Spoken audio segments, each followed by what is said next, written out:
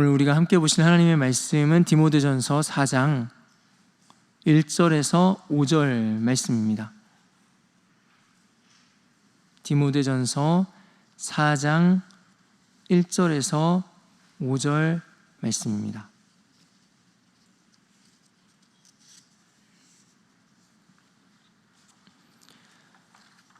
디모데전서 4장 1절에서 5절 말씀을 한 절씩 교독해서 말씀 보시도록 하겠습니다. 그러나 성령이 밝히 말씀하시기를 후일에 어떤 사람들이 믿음에서 떠나 미혹하는 영과 귀신의 가르침을 따르리라 하셨으니 자기 양심이 화인을 맞아서 외식함으로 혼인을 금하고 어떤 음식물은 먹지 말라고 할 터이나 음식물은 하나님이 지으신 바니 믿는 자들과 진리를 아는 자들이 감사함으로 받을 것이니라. 하나님께서 지으신 모든 것이 선함에 감사함으로 받으면 버릴 것이 없나니. 함께 봅니다. 하나님의 말씀과 기도로 거룩하여 짐이라. 아멘. 이 새벽에 하나님 말씀 앞에 가장 먼저 나아가고 또한 기도하는 자리에 제일 먼저 나오는 모든 하나님의 백성들 가운데, 함께 예배하시는 분들 가운데 하나님의 가장 선하심을 충만하게 경험하는 이 하루가 주어지기를 주의 이름으로 축원드립니다. 오늘 본문 바로 앞부분이 이제 3장 말씀이었습니다. 3장 말씀 맨 끝에 부분에서는 에베소 교회의 그 근거가 되시는, 또한 그 근거가 되셔야만 할 예수 그리스도의 그 복음으로 마무리를 하고 있습니다. 에베소 교회는 예수 그리스도의 복음 위에 세워진 교회라는 말씀입니다.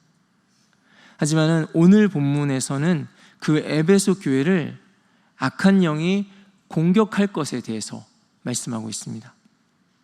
바울이 앞에서 언급했던 거짓 교사, 그리고 오늘 2절 말씀의 표현에 따르면 자기 양심의 화인을 맞아서 외식함으로 거짓말하는 자들입니다. 1절, 2절 말씀을 볼 텐데요, 1절부터 드러나는 이 거짓말의 순서가 굉장히 의미심장합니다. 순서에 주목해서 1절, 2절 말씀을 보겠습니다.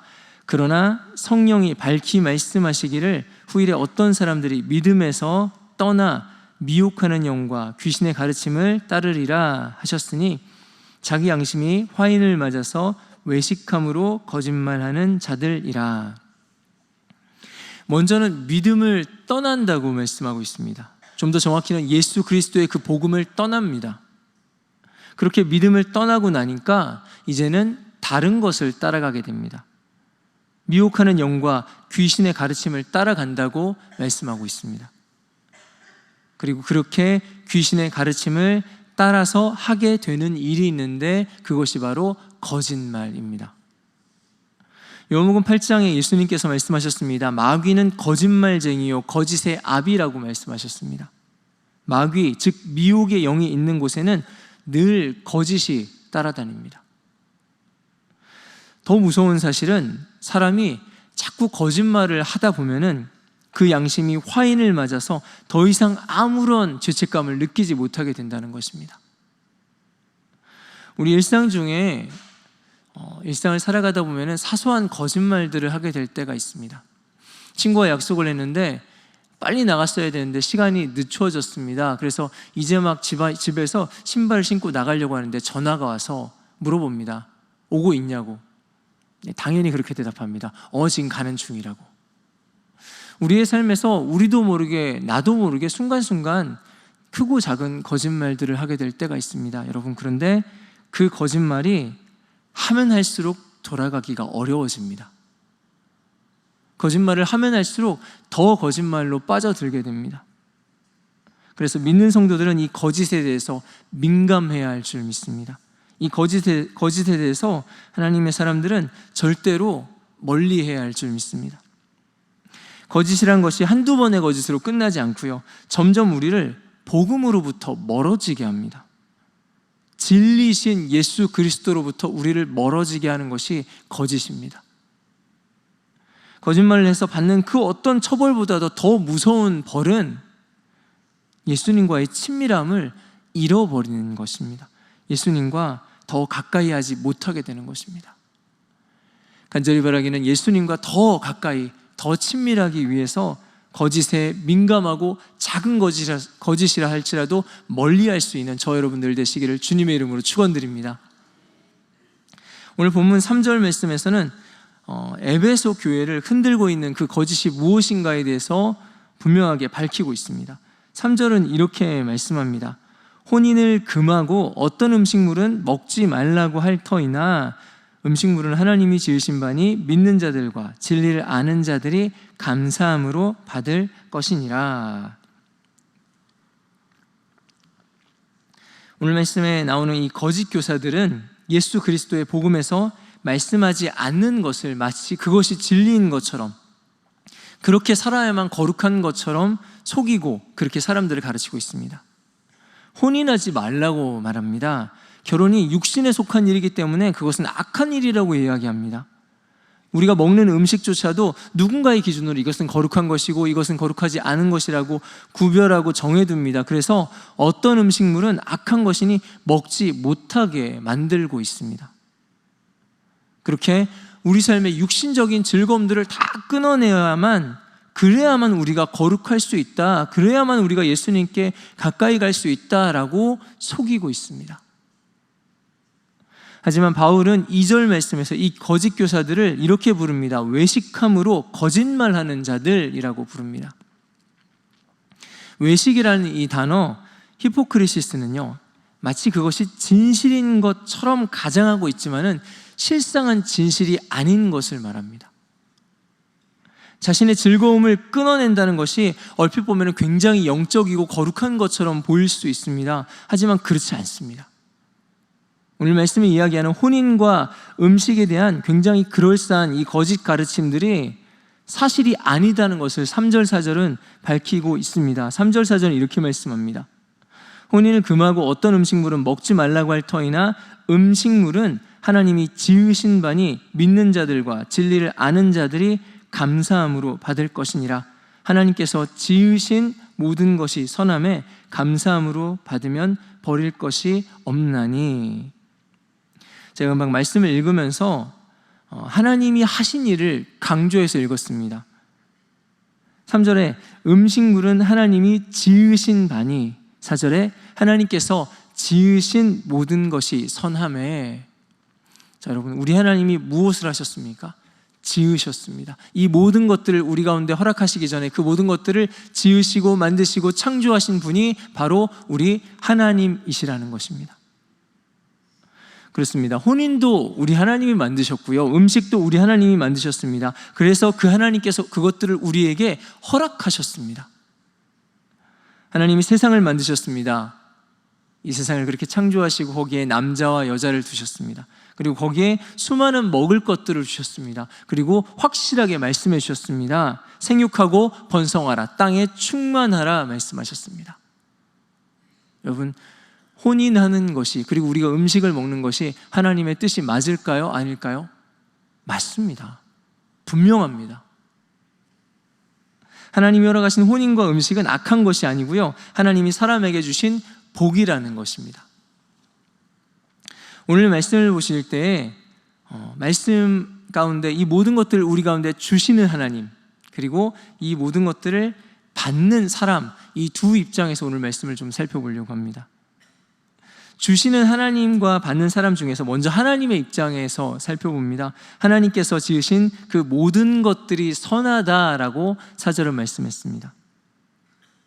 하나님 지으신 모든 것이 하나님이 사람을 위해서 주신 것입니다. 이 모든 것들을 지으셔서 이것들이 선한데 이것들을 사람이 어떻게 받아야 할지 말씀하고 있습니다. 만드신 것을 왜 만드셨을까요? 사람 주려고 만드셨습니다. 사람에게 주기 위해서 이 모든 것들을 하나님이 예비하시고 허락하셨습니다. 그 모든 것들이 그리고 선하다라고 성경은 말씀하고 있습니다. 그렇다면 하나님이 지으신 그 과일이나 곡식 같은 것들이 굉장히 착하다는 뜻일까요? 그러면은 어제 먹었던 수박이 참 착하더라, 오늘 시장에서 사온 토마토가 참 착하구나, 여러분, 이게 말이 됩니까? 아니요, 그게 아닙니다. 사람을 위해서 이 모든 것들을 지으신, 우리에게 주신 이 모든 것들을 지으신 그 하나님의 의도가 선하다는 것입니다. 하나님의 선하심, 이것은 바로 사람을 복되게 하시려는 우리 하나님의 마음인 줄 믿습니다. 때로는 우리 앞에 주어지는 그런 상황과 환경들이 정말 선한 것인지 의문이 들 때가 있을 수도 있습니다. 특별히 견디기 힘든 그런 아픔 가운데 있는 분들, 힘겨운 시련의 때를 지나가고 있는 그런 분들에게는 모든 것이 선한 것입니다 라는 말이 어쩌면 잔인하게 들릴 수도 있습니다.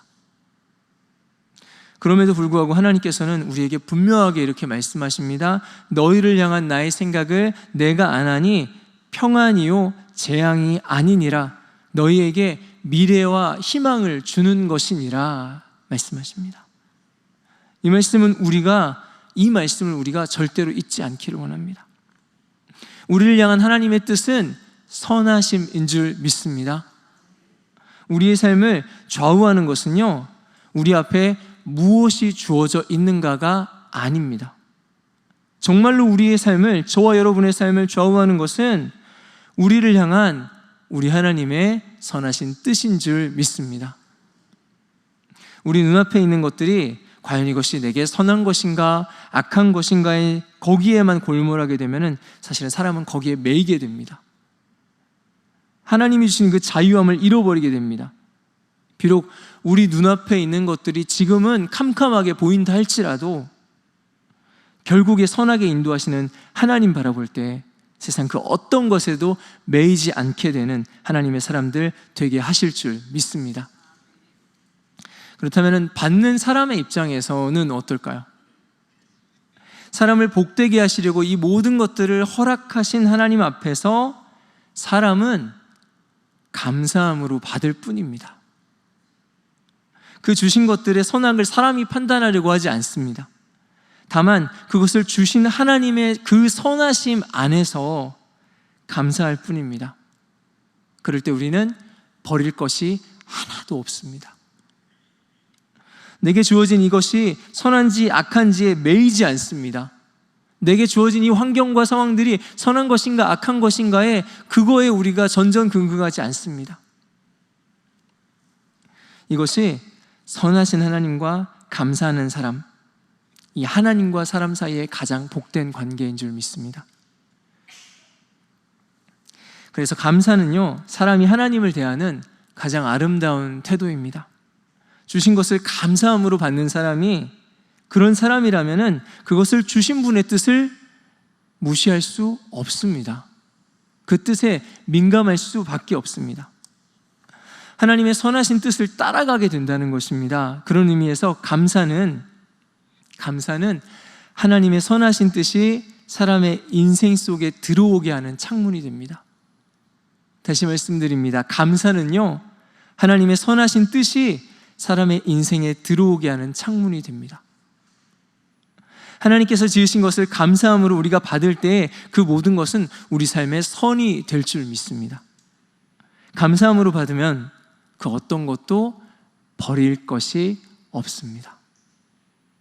감사함으로 하나님의 선하심을 온전히 누릴 수 있는 저와 여러분의 인생 되시기를 주의 이름으로 축원드립니다. 그렇다면 여러분, 한 가지 여쭤보겠습니다.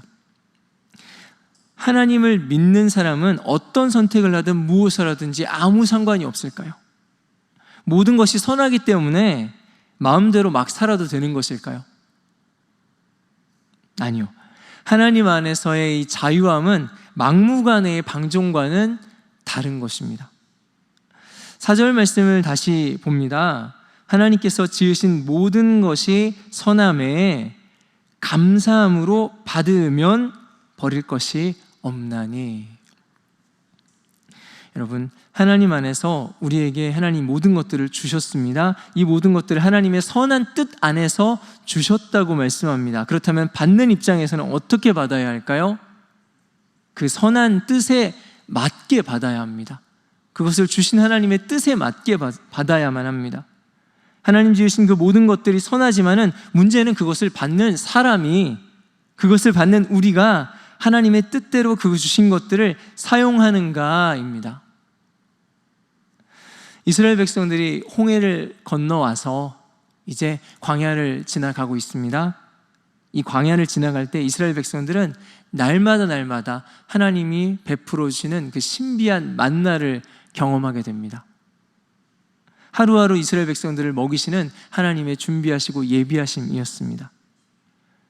하지만 이스라엘 백성들 가운데 욕심이 있었습니다. 욕심껏 자기가 먹을 그 분량 이상으로, 우리 가족에게 필요한 그 분량 이상으로 그 만나를 긁어 모읍니다. 그것들을 쌓아두려고 합니다. 그렇게 하자 하나님의 그 귀한 선물인 만나가 썩어서 벌레가 생기고 악취가 나고 맙니다. 이것이 사람이 그 모든 것들을 주신 하나님의 그 뜻을, 그 선하신 뜻을 벗어날 때 생기는 일들입니다. 여러분, 하나님이 지으신 모든 것들이 우리에게 선하십니다. 그것은 분명합니다. 이 모든 것들을 지으시고 우리에게 주시는 그 하나님의 마음은 선하심입니다. 하지만 여기에는 한 가지 조건이 붙어 있습니다. 하나님의 자녀들이 이 모든 것들을 주시는 그 하나님, 그 주신 하나님 안에서 하나님의 그 뜻에 맞게 이것들을 받아야만 우리의 삶에도 선한 것이 될 줄 믿습니다. 하나님 주신 모든 것에 하나님의 선하신 뜻이 분명하게 있다면은 받는 사람도 그 뜻 안에서 이 모든 것을 받는 것이 마땅합니다. 그래서 5절 말씀은 우리가 하나님 지으신 이 모든 것들을 어떻게 받아야 할 것인가를 두 가지로 정리해주고 있습니다. 4절, 5절 말씀을 다시 봅니다. 하나님께서 지으신 모든 것이 선함에 감사함으로 받으면 버릴 것이 없나니 하나님의 말씀과 기도로 거룩하여 짐이라. 이것들을 받는데요, 첫 번째로는 하나님의 말씀으로 이것을 받습니다.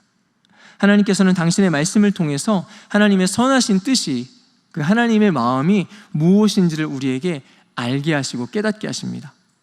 하나님이 주시는 가장 명확한 기준이 바로 하나님의 말씀입니다. 그리고 두 번째, 기도입니다. 똑같이 말씀을 봅니다. 똑같이 성경을 보는데도 그 말씀을 마구잡이로 적용하고 해석한다면은 그거는 사입이나 이단일 것입니다. 기도로 우리가 하나님과 친밀하게 소통할 때 하나님께서는 우리 가운데 그 말씀을 바로 분별하게 하십니다. 하나님의 소통하는 과정 가운데서 하나님이 그 말씀을 우리에게 깨달아지게 하십니다. 하나님께서는 명확한 기준인 말씀을 우리에게 주시고요, 우리는 하나님의 그 말씀을 분별할 수 있도록 기도로 하나님과 소통합니다. 하나님의 말씀과 우리의 기도. 결국에 하나님께서는 우리에게 주시려고 지으신 그 모든 것들, 하나님이 우리에게 주시려고 지으신 그 모든 것들은 하나님과 우리와의 관계 안에서 받아야 한다는 것입니다. 주님이 우리 가운데 늘 말씀하시고 우리가 하나님께 기도하며 나아가고 묻고 구하고 하나님의 뜻을 찾고 하는 이 관계 안에서 우리에게 주어진 모든 것들은 가장 선한 것이 될 수 있는 줄 믿습니다. 하나님과의 관계 안에서 우리가 감사함으로 받을 때 그 어떤 것이라도 버릴 것이 없다라고 오늘 성경은 말씀합니다. 간절히 바라기는 우리에게 주시는 이 모든 것들을 통해서 우리 하나님의 선하심을, 우리 하나님의 그 선하심과 인자하심을 마음껏 경험하고 누리시는 저와 여러분들 되시기를 주님의 이름으로 축원드립니다. 우리 함께 기도하겠습니다. 기도하실 때 하나님, 우리에게 주어진 이 모든 것들이 정말로 하나님의 뜻 안에서 이것들을 받는다면 버릴 것이 없는 것을 하나님 우리가 알게 하시고, 하나님 나의 삶에 주어진 모든 환경과 상황과 이 모든 것들 안에서 하나님 앞에 감사함으로 받는 하나님의 사람 되게 하여 주시옵소서. 그 안에 가장 선하신 하나님의 뜻이 있음을 발견하고 하나님의 그 선하심을 온전히 누리는 우리의 삶이 될 수 있도록, 우리의 인생으로 살아갈 수 있도록 주님 나를 붙잡아 주시옵소서. 우리 주신 말씀을 붙잡고 기도하고 우리 각자의 기도 제목을 가지고 주님 앞에 주여 한번 부르짖고 기도하자 돌아가도록 하겠습니다.